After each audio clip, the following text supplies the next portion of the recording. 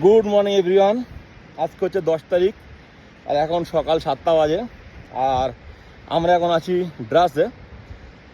কাল রাত্রে আমরা এক জায়গায় ক্যাম্পিং করেছিলাম, তো কাল রাত্রে আর দেখানোর সুযোগ হয়নি, কারণ এখানে আসার পরে প্রচণ্ড হাওয়া হচ্ছিলো। তাড়াতাড়ি করে আমরা ডিনার করে শুয়ে পড়েছিলাম আর অন্ধকারও হয়েছিল। এখানে একটু মানে কি বলবো, ভাল্লুকের উপদ্রব, বিয়ারের উপদ্রব। কাল রাত্রে আমরা চিকেন নিয়ে এসেছিলাম, তো তার জন্য আমরা বেশিক্ষণ বাইরে থাকিনি।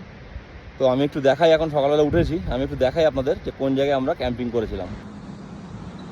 দেখুন, এই চলে যাচ্ছে NH1 উপর দিয়ে, আর NH1 থেকে একটা রাস্তা নিচে নেমে আসছে গ্রাউন্ডের দিকে। এই গ্রাউন্ড থেকে আমরা ক্যাম্পিং করেছিলাম, এইখানে উঠলো এখন। আর এই যে আমাদের ক্যাম্পিং ভ্যান, কালকে ক্যাম্পিংয়ের সেট আপটাও ঠিকঠাক করতে পারিনি। এই যে আমরা গাড়ির মধ্যে শুয়েছিলাম, হ্যাঁ। আর এই দেখুন একটা জিনিস দেখাই, রাত্রেবেলা যে এখানে বিয়ার এসেছিল, এই দেখুন বিয়ারের পায়ের ছাপ, হ্যাঁ। এই দেখুন, এই যে আমরা কালকে এই যে চিকেন খেয়ে এখানে প্লেট ফেলেছিলাম। চিকেনের কোনো হাড় বলতে নেই আর কিচ্ছু নেই, একদম যা ফেলেছিলাম সব চেটে মুচে খেয়ে গেছে।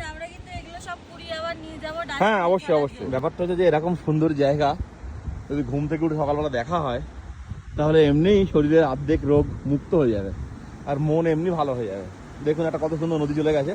নদীর জল যদিও ঘোলা, কারণ উপরে স্নোফল হচ্ছে রাত্রে করে বা বৃষ্টি হচ্ছে, তার জন্য পুরো কাদা গোলা জল। আর পাহাড়ের মাথায় দেখুন এখনো হালকা বরফ আছে, আর চারিদিকে দেখুন কি সুন্দর। কাল রাত্রে এখানে আরেকটা টেন্ট বসেছিল, এরাও আমাদের পরে এসছে। একটু আগে আরও বড় টেন্ট গ্রাউন্ড আছে, সেখানে অতদূর আমি যাইনি, যাচ্ছিলাম। প্রায় 20-30টার মতো টেন্ট বসেছিল কাল রাত্রে, আমি আসার সময় দেখেছিলাম। তো আরও পিছনে যেতে হতো আমাকে 2-4 কিলোমিটার, ওই জন্য আমি আর ওইদিকে যাইনি। তাই ভাবলাম এই জায়গাটা সুন্দর আছে, এখানে ক্যাম্পটা করে নিই। আর এরা আমাদের পরে এসছে, এরাও দেখলাম তারপরে এসে টেন্ট ফেন্ট লাগিয়েছে। এইটা হচ্ছে টয়লেট টেন্ট, এর মধ্যে জামা কাপড় চেঞ্জ করা, টয়লেট করা, বাকি সব এর মধ্যে হয়। আমার কিন্তু ক্যাম্পিংয়ের পুরো সেট আপই আছে, আপনারা যারা আমার আগের ক্যাম্পিংয়ের ভিডিও দেখতেন তারা জানতেন।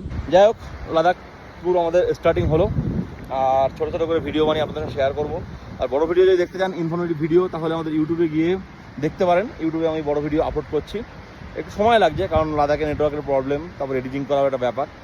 আর এখন আমরা রেডি হয়ে নিই, গুছিয়ে নিয়ে আমরা আবার বেরিয়ে যাবো কার্গিলের দিকে। কার্গিল পার করে যাবো আজকে, দুই কতটা যেতে পারি।